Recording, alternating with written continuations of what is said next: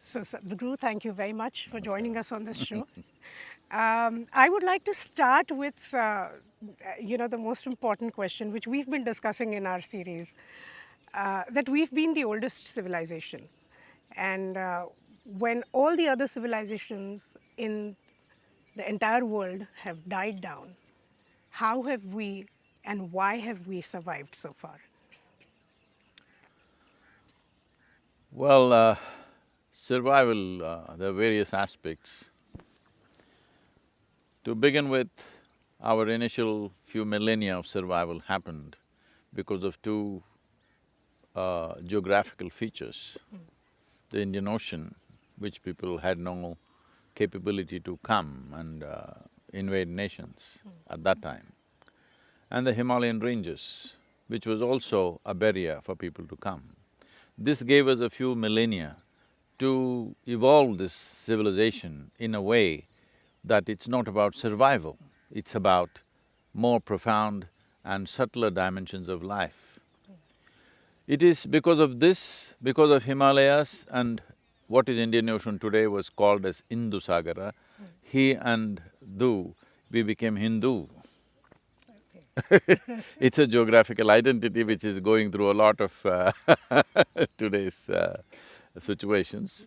But that is the first one. And the second part of it is, see, even when we were over 200, 300 political entities during our history, many kings were ruling this place. In spite of that, people from outside always recognized us as Hindustan. And even people who lived here always recognized ourselves either as Hindustan or Bharat. So why is this? Though we are different nations within a subcontinent, why we always refer to ourselves as one nation is because our political entities did not matter to us. The fundamental difference between the people of this land and the rest of the world was they were all believers. They all had the God sitting up there and telling them what to do. Here, the people and the civilization had evolved in such a way, we are not people who are looking up and listening to something. Here, always it was taught your life is your karma, that means it's your own making. Essentially, this is about human responsibility to craft their own life. It is that fundamental which made us the civilization that we have been and has allowed us to survive beyond all reasonable limits of time. Like 15,000 years, no civilization has survived, but essentially because here always people saw that our life has to be crafted from within us, from religion to responsibility. This is the future also. This is what Adiyogi stands for. Adiyogi represents this fundamental, that people have to move from what we call as religion, that is looking up to looking in. It is this one quality which made us survive. Sadhguru, you spoke about the geographical locations, but if we talk about Greece or if we talk about Egypt, they also had, water around them. So what made Bharat unique in our survival? As I said, because people have always been taught that life is your making, it's your karma. Because of this, we understood that these things are not raining upon you from somewhere. Whenever things happen to them from outside, they thought gods are angry with them. Here it's not like that. We knew it is our karma. We have not done something right and obviously we made corrections and that's how we have survived. Right. Throughout these years, Sadhguru, we have come down to being, most sought after as far as technology is concerned. So what makes the youth of this country, we're a young country now, what makes the youth of the country so unique? I wouldn't say we are the most sought after, but we could become that.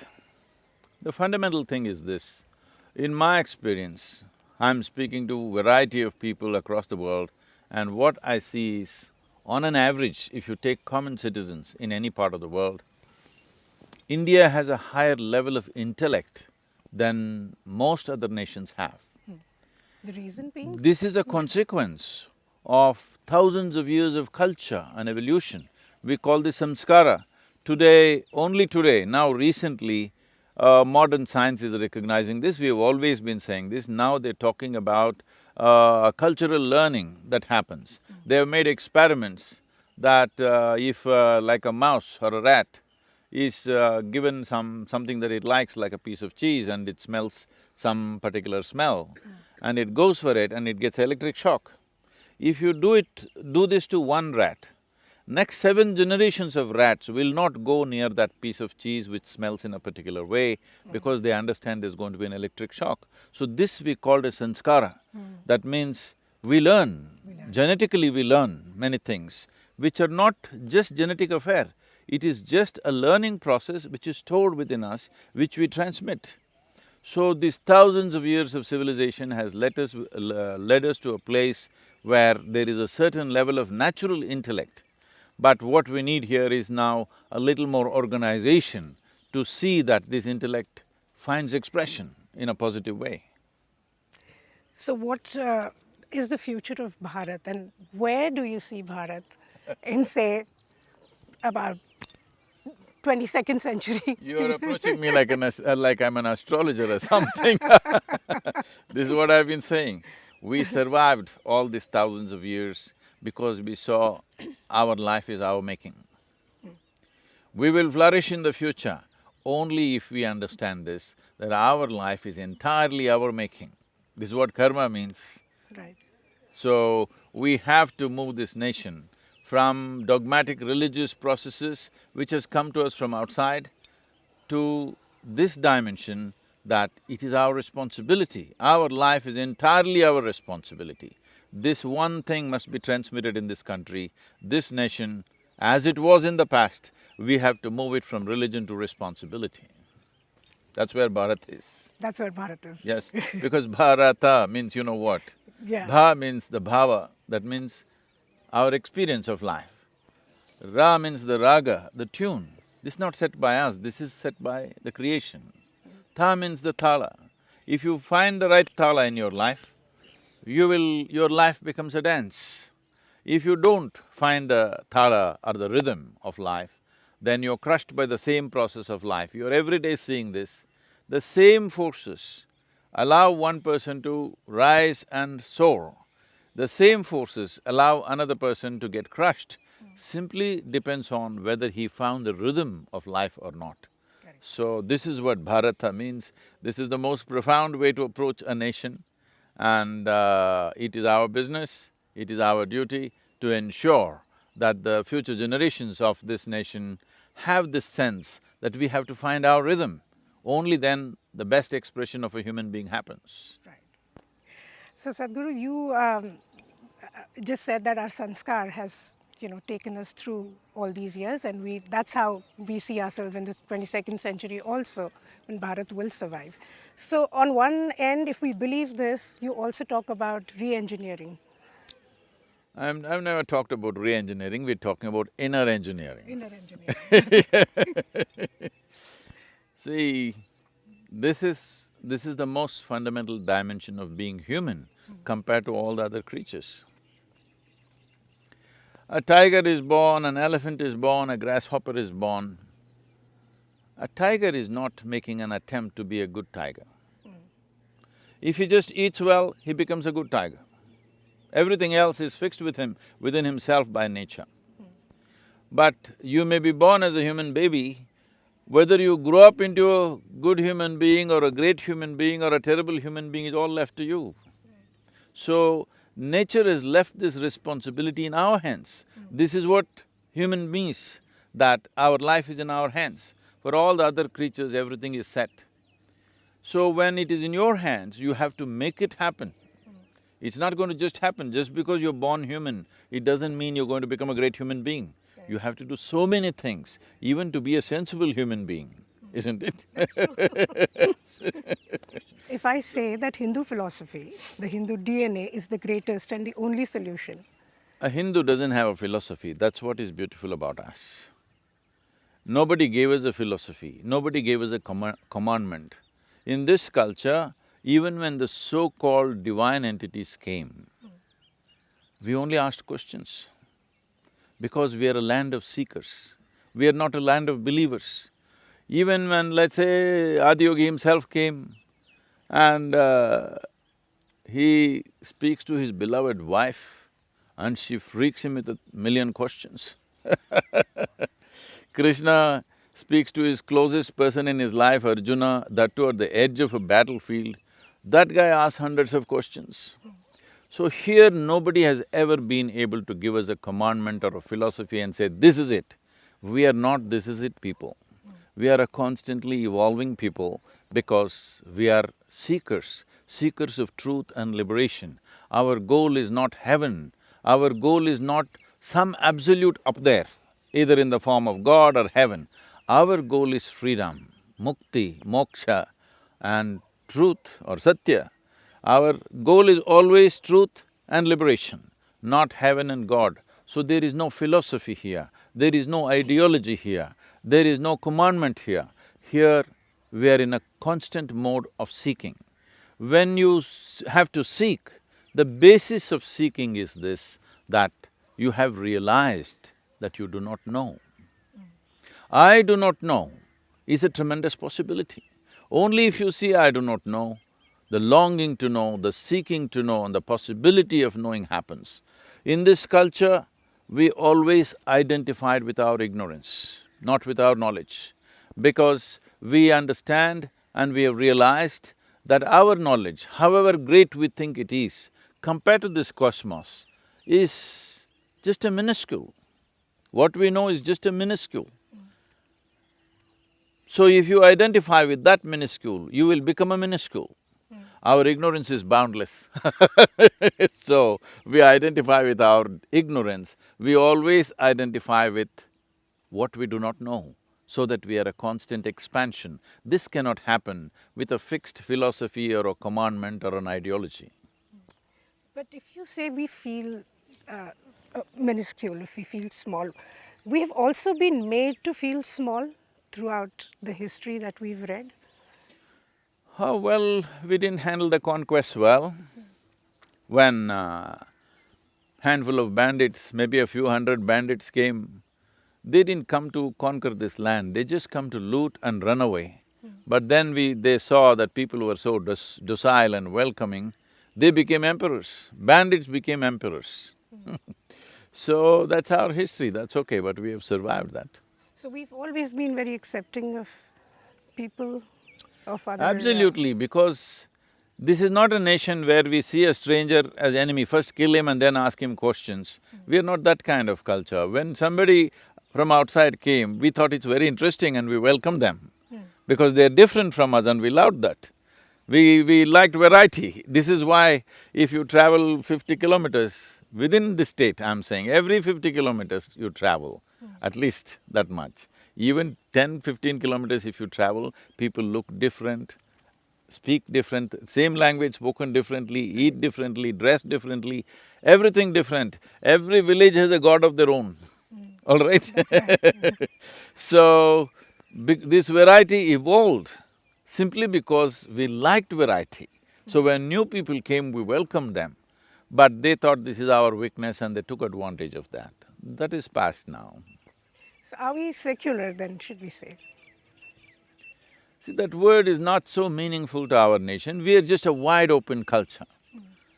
And being wide open and absolutely accepting of everything, because we don't even think there is an issue with that. Right.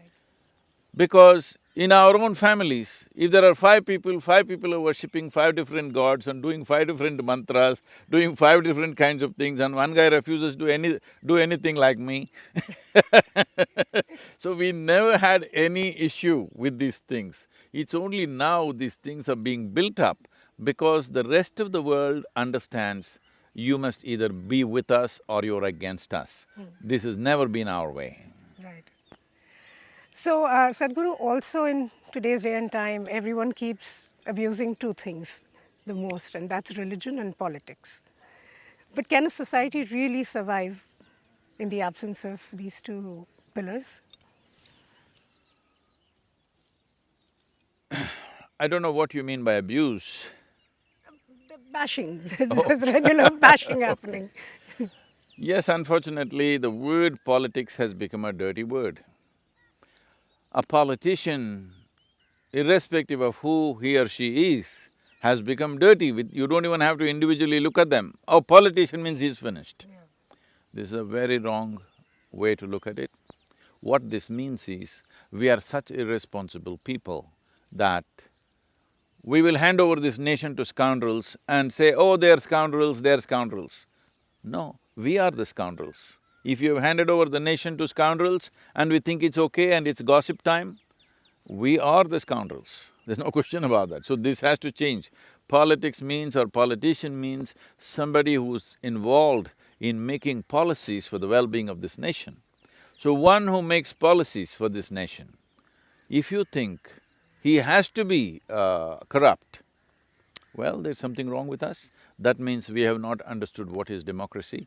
We do not understand it's one of us who could become the leader tomorrow morning. We think…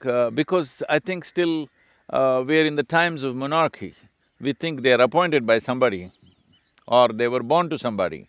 No, this is our job to see what kind of leaders we have. If we have wrong kind of leaders, it's obviously our responsibility. But we've always… I mean, we speak about Chanakya, who's probably the greatest politician. And then in today's time, why do we hate politicians so much? If on one hand, we've always revered their policies. Not really. Arthashastra. Even I think Chanakya was hated by many people.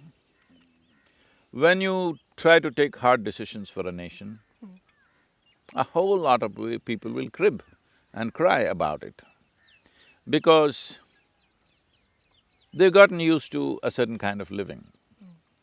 Right now in this country, there's a huge thing going on about paying taxes. This is a hangover from the British era, where the local district officers were referred to as collectors. Unfortunately, we have still kept that name. We should change that name, because collectors, these people were called collectors because their only job was to collect. fleece the people, fleece the people and collect taxes. They were collecting taxes like 50%, sometimes in some places during wartime and all that, 100% tax from the agricultural communities. So, always people were seeing how to dodge the tax, and one who managed to successfully dodge the tax was a hero in the village. We are still in that mode, we don't still seem to have understood that this is our nation. Nation is not just a piece of land. It has to be built in the minds and hearts of people. That is where I think we've been lacking, that post-1947, immediately after independence, when there was such a big emotion, we should have built this strongly in our citizenry, in people's minds and hearts, that this is our nation. Only we can make it happen. Nobody is going to destroy it, nobody is going to make it. It is we who can make it is we who can destroy it. This should have been instilled in us. I don't think it was done very strongly. That is why still people are identified with their religions, with their caste, with their creed, with their families, more strongly than their identity with the nation. So, this should have been done then. At least now we should do it gently, because times have changed, it is not the same. But at that time it could have been done very strongly, because everybody was feeling strongly about it. Now it has to be done in a different way.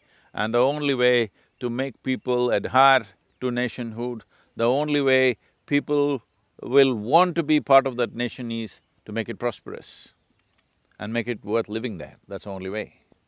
But then how is the corruption going to get out of our system? The more prosperous we become, the more greedy we'll become. See, if we remain corrupt, we will not become prosperous, that's for sure. That's true. So, for this generation, we have a fantastic tool to fix corruption, this technology. So that process is going on, it may take some more time. Largely corruption will be out of our lives, I believe, in another 10 to 15 years' time. Maybe at high places, to get some advantages, somebody may have some corruption, but day-to-day corruption, that ordinary citizenry has to yield to corruption, to do small things in their life, will go away. One thing, once a large phase of digitization happens and daily transactions happen more on technology than with people, if this one thing happens, day-to-day corruption will be largely eliminated. I believe in 10 years' time it should happen most… to a large extent.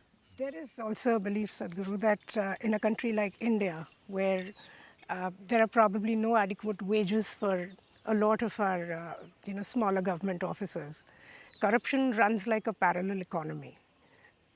It's like, somebody who takes a bribe from someone can actually keep their kitchen going, but a mere salary from the government won't keep it going. Well, then let us legalize pickpocket, let's legalize dacoity, let's legalize robbery, because that keeps a lot of kitchens going too. That's true. And anyway, in a whole lot of government offices, there is no corruption. Corruption means on the sly, under the table, you do something. Now it's not like that, they're demanding. If you don't give, they will beat you, actually. So this is dacoity anyway, it is no more corruption. It's moved to that already. But isn't there corruption all over the world in politics? Will there be a time when it'll get eliminated completely? That's what I it's said. Just utopia? See, at certain level of deal-making, there may be some adjustments here and there. I'm not trying to condone that. All I'm saying is, there is a certain element of human greed and things which individuals have to fix within themselves. No law can fix it, I'm saying. No law can 100% fix that. It is you and me who have to decide, I will not be corrupt. But when certain deals are being made and things, people take advantage of it, such things happen because people have their needs and stuff. It is only by individual will that we can stop that kind of corruption. But the day-to-day corruption, if you want to get your birth certificate, there is corruption. If you want to get death certificate, there's corruption. If somebody dear to you is dead, to get their physical body, there is corruption. This will go because once you use technology and make it everything transparent, this corruption will go. That will relieve the common citizen in the country from corruption. At high places it'll be there, that has to be checked in so many different ways.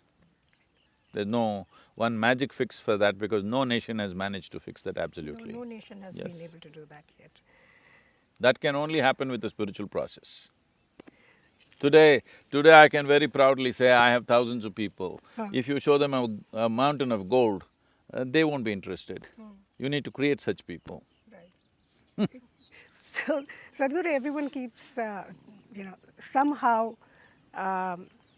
spirituality and Hindu religion go hand in hand.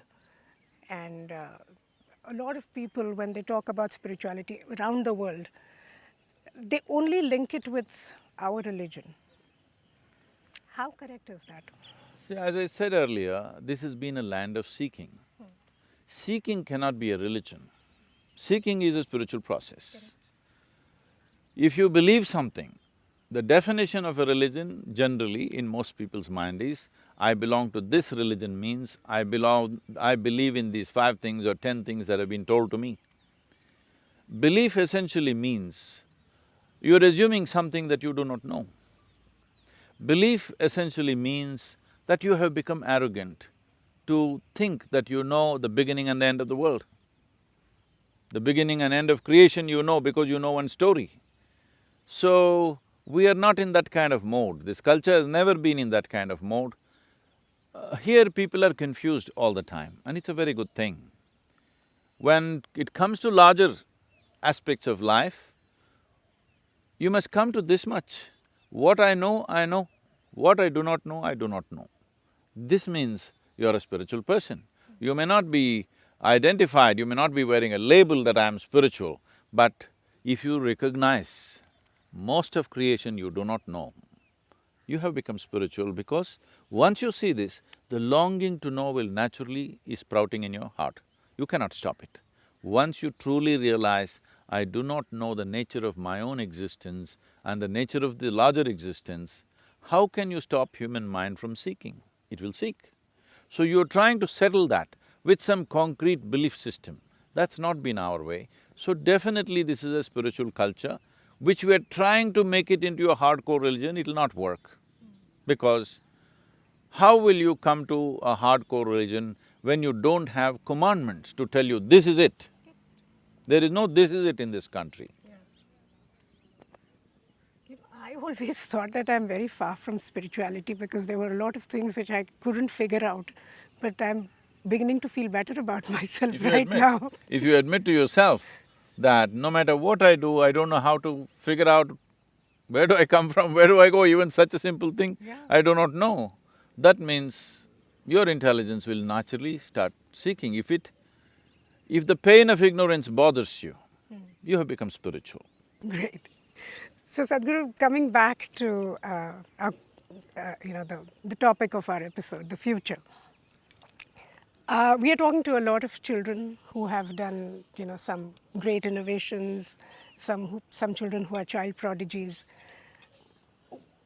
Is there something you would like to say to all the kids who do not have that spark in them as a child prodigy, or they don't know if they're going to invent something when they grow up, but who are just normal, innocent children who will shape the future of this world?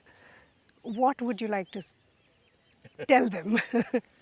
See, there is no normal human being anywhere. Every human being knows within themselves, or every human being within themselves feel in some way they are unique and special in their own way. So every human being is born with a certain genius. The question is only in the process of life as to how it unfolds. Will it provide the necessary ambience for that genius to blossom? See, right now here you see arecanut and coconut, wonderful growth of these trees. They're doing very well here. If you take the same tree and put it on top of the mountain, it'll just wilt away. That's true. So it needs this level of ambience. There's another kind of tree, if you bring it here, it won't flourish. So now we have factories. Children are going to factory work at the age of 4 or 5. These are called factory, I'm calling them factories, most people call them schools. They're factories to manufacture a certain kind of people. This is a plan that people had with industrialization, where things got streamlined into assembly lines. They thought people also should go through assembly lines to become a certain kind of product. So, you're putting your children to factory work at the age of 6, then how will you even think of, a blossoming individual genius? Because individual genius is in so many different ways, it's not in a particular way. So as a part of this, I've been pushing for this, and fortunately government has announced now, the central government has announced that I've been for it all the time. Since whatever, 97, 98, I've been… various people have been pushing. But now the central government announced a few months ago that only 50% of the time at school will be for academics. Another 50% will be sport, art, music, other skills. Wonderful.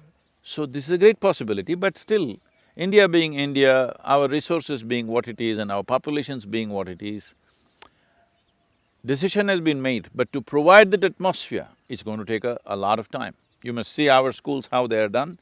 Children are… any kind of child comes, they will blossom into something wonderful because people are involved. The teachers are not trained teachers in the usual sense, they're intelligent people. For every 4.5 children, we have one adult monitoring them, making sure the best happens out of them, okay? That's a wonderful ratio. Yes, if you are only dedicated to the child, if you think future generation is something that we have to create in a fantastic way, then we have to invest ourselves. True. We think we give birth and we throw them in the school and our job is done. Well, even at the age of 2 only they're giving them a cell phone or iPad, so the child is busy with all the colors that are happening there, driving them crazy with something or the other. True. If we are not interested in really getting involved in the growth of the child, then it's best not to have it, because human species is not an endangered species. If you were a tiger, I would say please reproduce. You're a human being, we are plenty of us. Yeah. If everybody does not reproduce, nothing is going to happen, it's going to be great, all right? But producing quality human beings is very important. When I say quality, I'm not talking about a specific kind of human being. Every human being, we must strive to create them in such a way that they are full-fledged for what they are. This is what all life is about. A coconut tree is trying to be a full-fledged coconut tree, a mango tree is trying to be a full-fledged mango tree, bird, animal, insect, everybody is trying to be a full-fledged life of what they are. A grasshopper is not trying to be a tiger. It's a very good thing that he has no such ambitions. Because he's not confused like us. No. So, it must become a full-fledged human being, not that you should be like me or I should be like somebody, that's not the point. Right. Every life has to blossom. For this you need a different kind of atmosphere. I hope without the economic strength, we cannot do this. You will only end up factories where you'll throw your children and hope they will become some way to survive in the world. Education has to shift from survival to blossoming of the individual. Correct. I really beseech all the parents who… the previous generation, when we were growing up, our parents were only concerned, how will you survive, how will you survive in this world? Yeah. Those of you who achieved survival, who have come to a reasonable level of economic well-being, do not harass your children about survival. It's important, how will you blossom? But still there's a large segment of population struggling for survival. Unfortunately, for them, this generation is all about survival. It may take one more generation for them to get there. But those of you who've gotten there have to do this, that you have to invest your children as to how they will blossom, not how they will survive. True.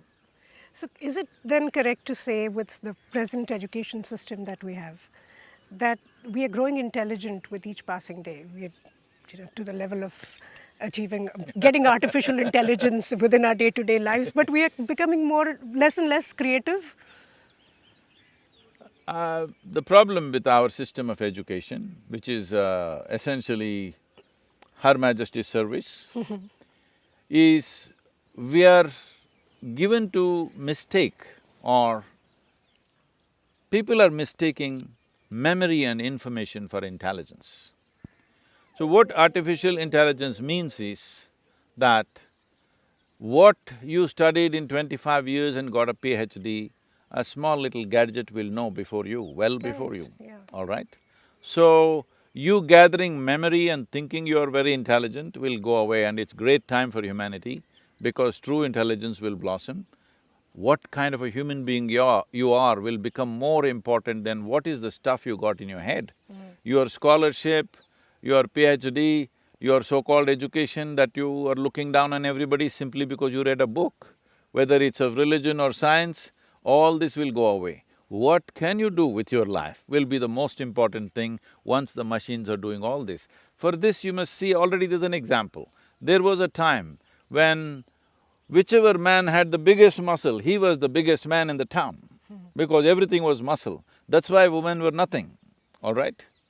There were times when women were not really of any significance because it was all about the brawn. It's a technology which leveled that. Now, if you have big muscles, we will give you some menial job, we are not going to make you the boss. Right. There was a time if you had big muscles, you became a boss.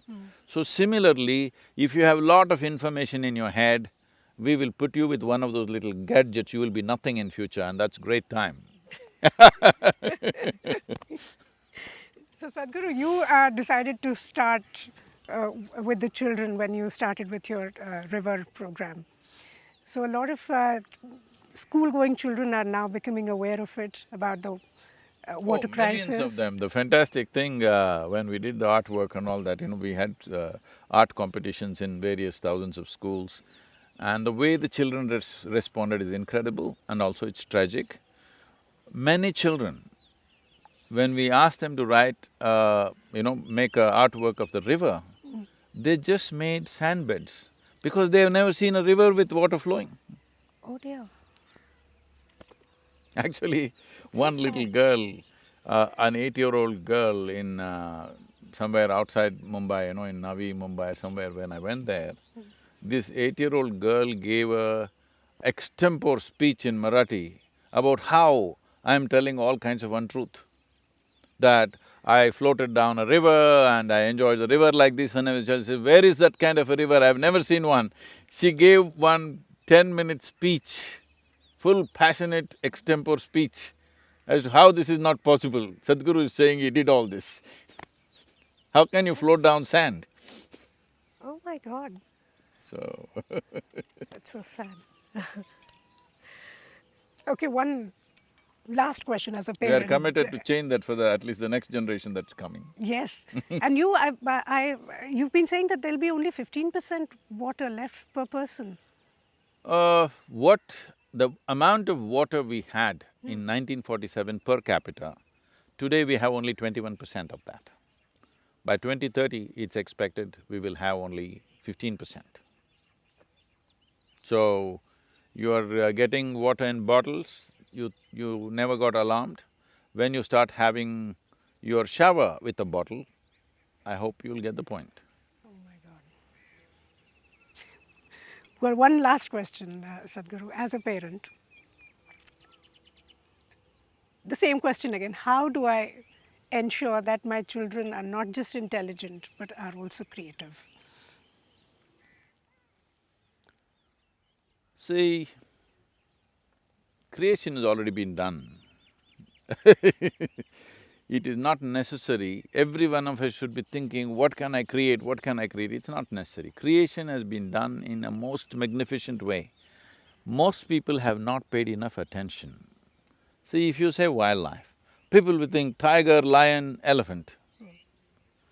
They don't think grasshopper, cricket, worm, insect. But actually if you go into the forest, when I have lived for weeks on end in the forest by myself, I saw tigers, I saw elephants, I saw all kinds of animals, buffalo, variety of things. But the biggest impression that is made upon you is the insects. Yeah. They'll make sure that you know they are there. Right. By the time, after 3 weeks of staying in a South Indian jungle, if you come out, your whole body will be swollen from head to toe and you'll be scratching all over the place. They make sure they linger on in your body. Tigers don't do that, unless they get you. So, people have not paid attention, they are going by information in their head. If you say a tree, they don't see a tree in their mind. Tree is just a word, a tiger is just a word, everything is just a word. This we call as scholarship and education, unfortunately. If you take that away and if you make your children experience things more, pay attention, doesn't matter what. It doesn't matter something is small or big, who the hell are you to decide something is small or big? If you pay enough attention to an ant, you will see whoever created this ant has paid as much attention to the making of an ant as it paid to you. Ant has not been created with less attention than yourself, isn't it? Then why the hell do you decide ant needs less attention than yourself or anybody like you? So, you have to bring this into children that they are unprejudiced attention. After that, they can decide whether they want to marry an ant or a human being, that's up to them. But when it comes to attention, your attention should not be prejudiced, it must be unbridled. Only then you will explode. Otherwise, you become constipated because you never pay attention to anything. You think by reading a book it'll happen, no. You have to pay attention because human attention can open any door in the universe. If your attention is intense enough and sustained, there is no door in the universe which will not open to a human being. This is what has to come into your child. I want to create something, I want to create something, what? You want to leave a footprint on the planet? Those who are very interested in leaving footprints on the planet, they shall never fly. That's a wonderful thought. Isn't It's a great thought. Okay, one question before I let you go today. What are those things that's going to shape the future of India? Are there 3 things, 5 things that you would like to name? Things that we must ensure. Sovereignty of the nation. We've already been ravaged by partition, no more such things should happen, we have to tighten that. The soil is the most serious thing. India's soil is under great threat. A soil can be kept rich and fertile and alive I mean alive, because what you think is me right now, this is just soil. Most people don't get it till you bury them. Only when you bury them, they understand we are soil. No, as you sit here, you are soil. If the soil is not rich and alive, this will not be rich and alive. Keeping the soil is very important. If you keep the soil, water is naturally taken care of. Well, once you've taken care of the soil, the product of the soil is all the creatures who are living here, including ourselves. Well, the other creatures don't need education. If you just leave them alone, they will do well. Only human being needs education, so India's education has to be seriously looked at, because we are destroying all our skills. Now we are doing skill development, all right, but we are destroying all our skills because of so-called compulsory education. I know a whole lot of people get at me, oh, he doesn't believe in compulsory education, he wants to employ children. That's not the point. At least parents must be given the liberty. If a farmer wants to take his son or daughter to the farm so that he understands what is farming and learn the process of that, a carpenter wants to take his children to his shop and teach them what is carpentry, a weaver, especially a weaver, if he doesn't take his child to the loom, believe me, your weaving is over. Right now we have launched a movement called Save the Weave. For the first time, I'm doing a fashion show in New York City the coming week. Oh, really? Yes, we have taken 120 distinct weaves from India to be presented to the American top designers. Wonderful. Because there is no nation on the planet which has the kind of weaves that we have. Who do you think can make things like this anywhere in the world? That's It's all made by hand. There is no hand which can make it anywhere in the world except the Indian hand, That's all right? So if these hands have to develop, they will not happen after you finished your high school and at the age of 18 you try to learn, it'll not come. So it has to be relaxed. That's the idea of making only 50% academic, and rest of the time other skills have to come. So we have to bring back the things that we have been good at. Because India's economy at one time, when we were the largest economy on the planet, our main source was the spices, and at one point the textiles overtook the spices. Whole of Europe was clothed by us, all right, till the British decided to destroy it completely between 1800 and 1860. We have to bring that back, because nobody will have to even talk about jobs if you just bring back natural fiber and weaving back into the thing. And there was a time when economies of the world were such, they would not wear natural fiber and they went for cheap, synthetic fiber, because economics was a big thing. Now people are come to a place where they would like to wear what is good for them and what is good for the ecology. Ecologically, one of the greatest disasters that's quietly happening, which everybody wants to shoot the plastic bag. Yes, it must be, but it is the polyfiber which is getting into the soil, into the water, into the very food chain and into our bodies. It's gotten into everything. One important thing is we must bring back agriculture as a lucrative process. We are doing a major movement here now, because what is lacking in agriculture is scale. Average land holding is just little over 2 acres. At that level, they cannot prosper. So we are trying to bring scale without compromising land ownership by the way of irrigation investments and marketing process. So we have done these farmers producers organizations which are growing in the country, but there is not enough scale there. We are trying to bring 10 to 25,000 farmers together so that they operate as one. The cooperatives were done, they did succeed, but the problem there was all kinds of people entered the cooperatives and became corrupt. But now the important thing in farmers producers organizations is that only farmers of the local area can be part of it, no politician or no somebody else can ever enter that space. It's only run by the farmers, and we got a tax benefit for them. There was a tax. That means farmers cannot get together and operate. What is lacking is scale. Farmers must experience the power of scale. If that one thing happens, farming has to become lucrative, because this is a land, especially here in southern India, there is over 12,000 years of agricultural history. The same land we've been plowing, growing and eating from this same land. But in one generation, slowly we are turning it into sand, because land has to be rich means the leaves from the trees and the animal waste has to go. Trees are gone long time ago, and animals are all getting foreign visas and they're going out dead, of course, but they're going. So if animals and trees are gone, you can't keep the land rich. We have to bring back laws where if you own land, you must own animals. This has to be done, otherwise land will be destroyed. This is very important. India's soil is one of the top priority because this is a soil. If we take care of it, we have a latitudinal spread from Kanyakumari to Himalayan ranges. Just about anything you want in the world we can grow. We have that kind of latitude, we have that kind of climate, and above all, we have skilled people. There's over 60% of the population who knows how to make mud into food, that's not a small thing. But you go and make a survey, you ask any farmer, how many of them want their children to become farmers? It's well below 5%. That's true. So in another 20 years' time, you will lose the ability to grow food. With such a huge population, if you lose the skill to grow your own food, what will happen to you? So, food security has to come means we have to make sure farming must become one of the most lucrative processes. That's when people will invest their children in farming, otherwise they're all going elsewhere. Yeah. These are the things that need to happen in this country. And of course, you're talking about corruption, but I feel instead of trying to give them teachings and beatings and everything, because if you want to jail everybody who somehow yielded to corruption either by taking or giving, 90% of India's population will go to prison. So that's not the answer. We have to create systems where these things will go away. Corruption is not a crime, corruption has become a culture.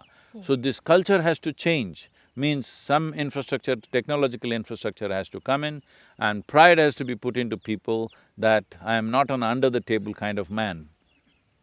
I am a straight kind of human being, there must be value for that in the society. Since you spoke about skill, um, the families used to be the skill development centers, as we call them today.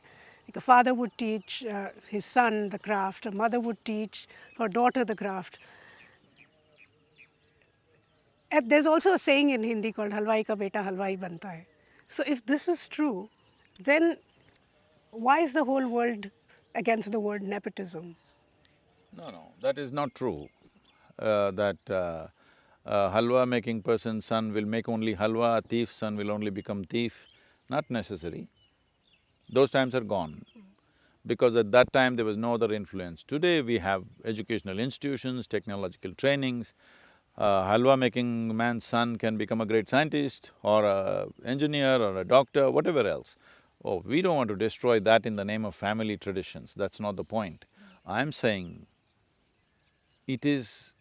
every human being is not suited for academic education. There must be variety of offerings, so that just because you cannot understand chemistry, you're not made to feel stupid, you can do something else. He may be very good at something else, but now in a chemistry class, in a physics class, you make him feel utterly stupid. He loses his fundamental, urge to make it in the world. He thinks he's no good, he's no good. If… this is something that's happening in most, lower middle class families especially. If you don't pass 10th standard, you're finished, you better die. And they're dying, unfortunately. In this country, the last year, the 2017, over 18,000 children committed suicide. In this, over 7,600 children are below 15 years of age. 12, 13, 14, a child who must be bubbling with life, if he wants to take his own life, don't we understand we're doing something fundamentally wrong? Absolutely. Please? Absolutely. Huh? Don't we understand we're doing something fundamentally wrong with our children? Thank you. Thank you so much for spending time with us.